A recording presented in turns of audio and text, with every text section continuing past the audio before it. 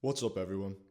If you're a new barber, you might have just finished barber school, you could be self taught, you feel like you've got the skills, but you've got no one sitting in your chair, then this is the video for you. I'm going to give you a system to go from 0 clients to almost fully booked in 90 days. But at the beginning, what you should be concerned with in your first month, what you should really be concerned with is getting repetitions. You shouldn't be worried about price. You should be really focusing on the value and ensuring that you're actually providing a good haircut. So at the beginning, you know, offering a discounted rate, massively discounted, and worst case scenario, free haircuts, for your first 20 clients, and just getting them in, getting a photograph at the before stage, the after stage, just photographing as much as possible with the biggest variety of clients that you can possibly show. And I think this will take you a lot further than being so concerned with the price. Now, this doesn't mean being cheap forever. It just means at the beginning, you're really focusing on repetitions, ensuring that you're actually worth what you're charging, that you can complete a good haircut in a good amount of time, and that people are leaving the chair happy. If you can get one person to leave the chair happy, then, you know what I'm saying, you can start from there. But don't worry about the price. I started off charging £13 student haircuts, and it wasn't long before I was on to 24, and now I've built myself up to being £30. But at the beginning, you really need to focus on value, and you need to focus on, am I actually worth what I'm charging here? Can someone get this elsewhere? Especially when you're unknown to people, this is so important at the beginning. Secondly, what you really want to think about is your portfolio. So, as I said before, you want to get photographs of every part, every aspect of every haircut. Don't worry about whether you liked it or not. You can review that later, but just photograph as much as possible. And what you really want from your page early on is to show every possible type of haircut that could possibly come in. You want someone coming on to your page, they found your page, their friend's just been for a haircut, their haircut looked okay, so you've already got through that first stage of qualification to become the barber. And now they want to go on your profile, they want to go and look at your portfolio of work, and they just want to see their haircut. And if they can see their haircut, then that'll lead them into the third stage, which is booking in. But if they can't see your haircut, for example, if they don't see any tapers and all you're posting is fades and buzz cuts, they're not going to book in. So secondly would be your portfolio. Photograph everything. You're not posting for other barbers, you're not posting for the approval of other people, you're posting for clients. And a lot of times, a barber's expectation of what a good haircut is and a client's expectation are two different things. So focus on getting a good volume of content. Later down the line, you can become more picky, you can become more, focused on the quality, but initially just these posts don't need to be on your page forever. I've archived some of my work, but at the beginning, that work attracted me some of the clients that I have today, so that's all I'd be worried about. So in your first month, the next thing you want to focus on is picking a platform and just posting daily.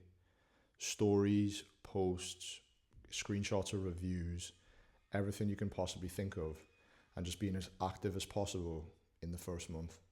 Again, month 2, month 3, we'll focus more on quality, but in the first month, you just want to be as active as possible. And then lastly, the final thing that you want to focus on is ensuring that booking in is as easy as possible. So don't make it that someone's having to jump through hurdles just to be able to book an appointment with you. Don't make it so that someone's, messaging you at 9 a.m. and because you're booked or because you're busy that day, they're not getting a reply until like 4 p.m. and then they've went elsewhere. So, it's 6 and 2 3s with booking systems. Pick a booking system. I use Fresher. It's easy. Once someone's signed up to it once, it's pretty straightforward. And it just means that people are able to go, they're able to amend their appointments, they're able to book their appointments and change anything themselves. What you want to do is you want to build on the momentum from that first month. And an excellent way of doing this is through referrals.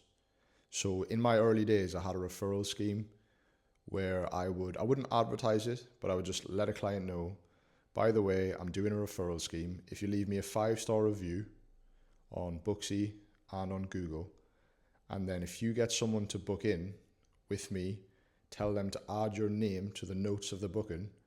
Next time you come in, I'll give you a free haircut. And this honestly led to me gaining 5 or 6 clients within the same friend group. Obviously, the only rule is that it can't be someone who's already been. So that's obviously, you're not going to get people continuously using the same people to book in, but referral schemes are so underrated. Again, it's not something I would advertise, but it's just a way of incentivizing people to push their friends and push the people they know to come in. Obviously, it's going to benefit them. Most businesses use that, £50 off for each person, and I know you could do a discount, but in my opinion, because I'm confident, and as I said, as we said in part one, if you really focus on making sure that when someone gets in your chair, you're providing that value, then you're not worried about someone not coming back. So I was okay with offering a free haircut for the same person if they got people in, because I was confident that once I got that person through the door, that they would be a client of mine for a long time, and that's been the case. So referrals are undoubtedly one of the most underrated things that you can do at the beginning. The next point might seem like a bit of a given, but it's actually, putting yourself in places where potential clients are going to be. Now, this is like coffee shops, gyms, restaurants, bars, and I think it's so important that you actually put yourself out there and not just solely rely on social media, because networking in real life is so important as well. So I could have saved money by living in the outskirts of the city, but I made the conscious effort to pay a little bit more and immerse myself in the nightlife. Just having my face around, just showing face in places is massively underrated. Carrying a business card everywhere and just letting everybody know my name, what I do, and where I work, and that takes you really far, especially at the beginning. At this stage of the 90 days as well, you want to kind of steer yourself away from being heavily discounted, only because I've found that the clients that you're building may potentially only be with you because of a super low price point. And at this point, you want to kind of branch off from that now and kind of build clients that appreciate the value that you're offering them. So give yourself a slight price increase, no more than 10%, and just kind of try not to focus too much on being the cheapest possible. Next is a habit that I think you should just start from the very beginning. Even when there isn't a scarcity of availability, you want to start rebooking your clients as they're leaving, especially people who are bang on every 2 weeks, every 4 weeks, people who get their haircut at pretty much the same time every month. Make it a habit, no matter how rushed you are, no matter how tight you are for time. If they say, do you want me to book myself, or can you book it for me? Just book it for them.